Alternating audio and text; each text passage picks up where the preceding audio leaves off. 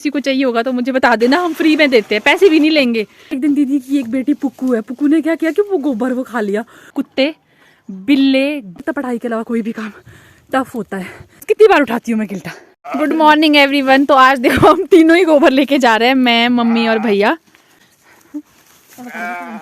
मैं तो ज्यादा बोल रही थी इसलिए मैंने इसके ऊपर कीचड़ दिया। नहीं तो ये तीनों किल्टे मेरे को ही ले जाने पड़ते हैं। ओ यार कैमरा ही गंदा है। तो इसमें गोबर था ना, वो कल कुछ लोग कह रहे थे कि इसमें गोबर तो है ही नहीं, इसमें तो घास ही है। तो वो एक्चुअल में ना गोबर नहीं है, ये हमारे पास भेड़ें रखी हुई है ना हमने, तो ये भेड़ों का वो है, मेरी मम्मी, भेड़ों का गोबर है ये, जो भी उसको बोलते हैं, ऐड वगैरह होती है जो, वो था ये। वो छोटी छोटी होती है काफी ना, वो गाय के गोबर की तरह नहीं होती है, तो इसलिए इसमें घास ज्यादा होता है। अब हम गोपिश गोप्स बोलिए, गोपिश क्या हो? के पास से वापिस आ रहे हैं। यहाँ थोड़ी चढ़ाई तो देखो जरा।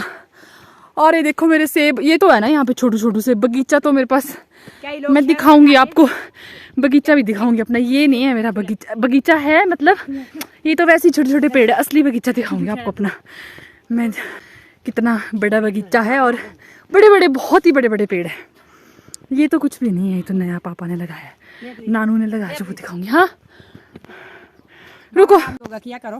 कौन कहता है? बाबा रामदेव जी कहते हैं कि योगा किया करो, लेकिन हम गांव वालों का योगा यही होता है, जब हम पीठ में सुबह उल्टा उठाते हैं फिर उसको खेत के लिए ले जाते हैं। और यही सेम योगा मैं भी कर रही हूँ। वैसे मैं योगा भी करती हूँ, जिन लोगों को नहीं पता है, मैं धीरे धीरे जो है वो वीडियोस आपको दिखाऊंगी कि मैं योगा भी करती हूँ। बट गाँव में जब से मैं आई हूँ मुझे योगा करने की ज़रूरत ही नहीं पड़ रही है। अदरवाइज मैं सुबह उठ के सबसे पहले योगा करती हूँ। मैं डेफिनेटली आपको जब शिमला जाऊँगी तो वीडियोज़ लेकर आऊँगी, और सबको योगा करना चाहिए।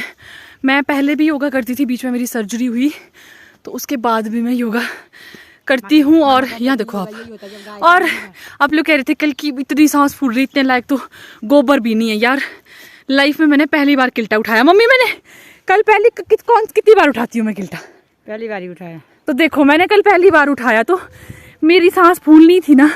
लोग कह रहे थे, मैं नहीं करती थी भाई, हमारे घर में नेपाली होते थे 18 नेपाली।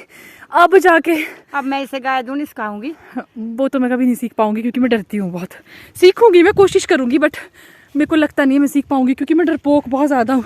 अभी यहाँ क्रॉस होना था तो मैं मम्मा के पीछे पीछे क्रॉस हुई और भैया के साथ।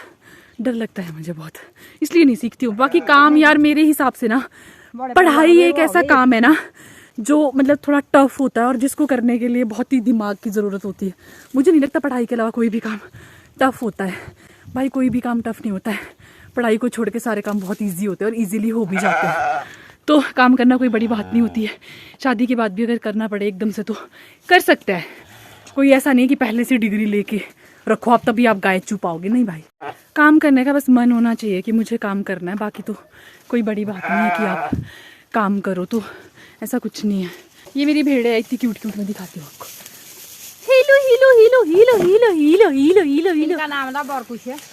इनका नाम मम्मा ने, जो दो छोटे छोटे पैदा हुए, इनका नाम मम्मा ने लव और कुछ रखा है। मेरी लव कुछ, मेरी पिंगू पिंगू। बहन के बेटे हैं।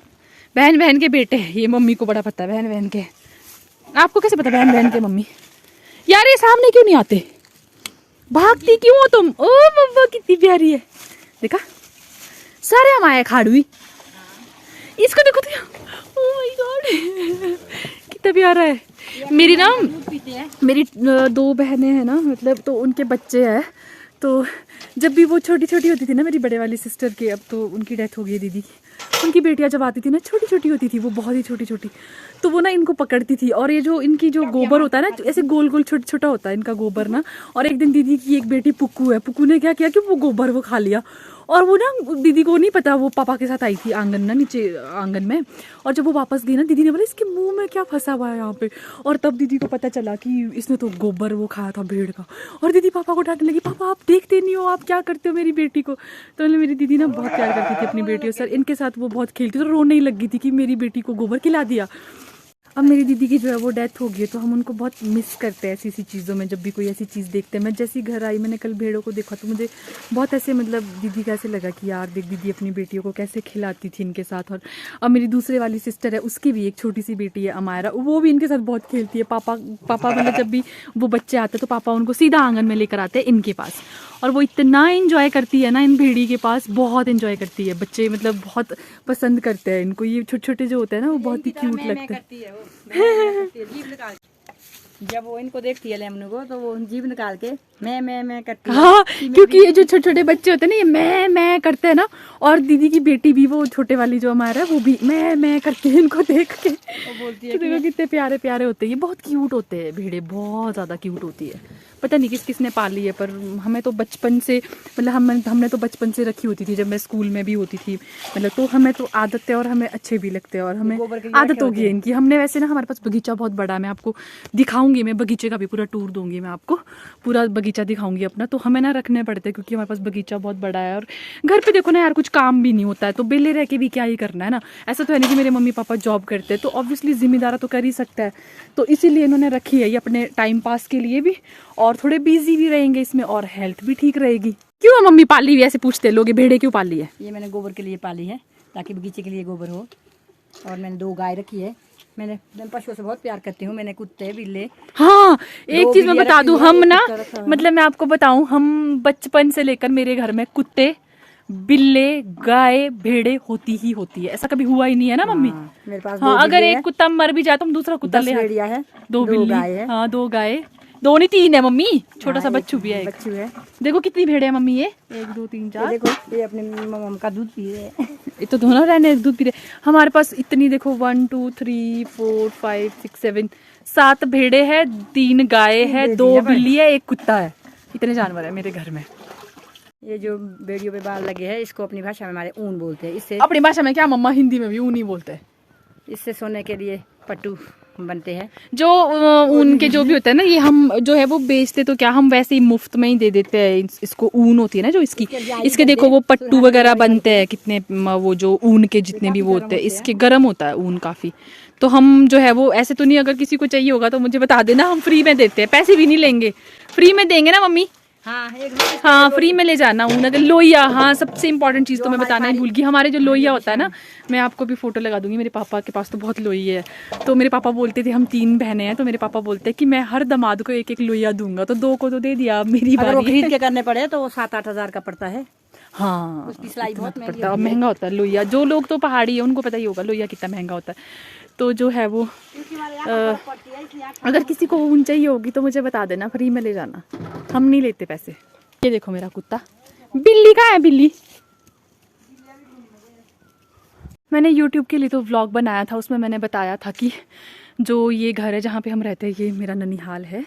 तो मैंने शायद अपनी फेसबुक की ऑडियंस को कभी नहीं बताया है, जिस घर में मैं रहती हूँ ये घर है मेरे नानू का, आई मीन ननिहाल है ये मेरा असली घर नहीं है, मतलब दादू वाला घर।